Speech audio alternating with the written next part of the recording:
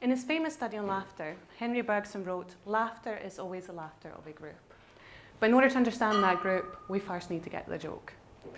At the centre of my research is the largely unexplored collection of caricatures held at Glasgow University Library, which is called Caricatures Published in Paris on Political Events from 1870 until 1871. And these were turbulent years in French history. The franco-prussian war had forced the last French emperor, Napoleon III, off his throne, and the 2-month-long Paris uprising known as the Commune had been violently subdued by the new government. Despite the bloody nature of these years, during which tens of thousands of people lost their lives, and notwithstanding harsh governmental censors of the press, a remarkable amount of caricatures were produced by Parisian newspapers, which mocked and condemned the people in power.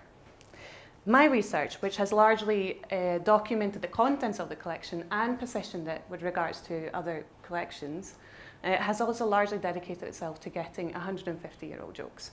So taking that as an example, the modern person wouldn't necessarily understand anything, but with some context, Le Châtiment, The Punishment, can be easily recognised as the title of a work by Victor Hugo, which denounced the empire under Napoleon III. And right below it, we have the emperor himself sporting the enemy's helmet. The only column he can claim is revealed to be a public urinal, and in his hand, a current spectator would recognise an anal douche, which appears exceptionally often in his collection, as we might now be able to spot in the rest of the images. The continuous humorous degradation of Napoleon III are attempts at exposing the subject as fraudulent, whose power is temporarily and fictively diminished in the process of joking. The format of the joke momentarily includes the audience in this act of subversion by its natural response, laughter. It naturally delineates a group, remember.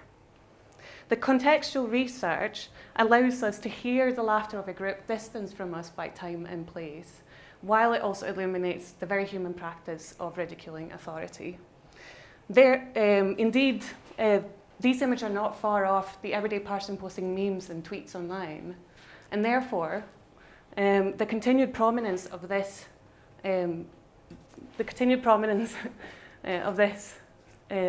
type of research, or the continued prominence of this art form, demonstrates the importance of this type of research, and also the power of the funny image to temporarily connect people, now and 150 years ago.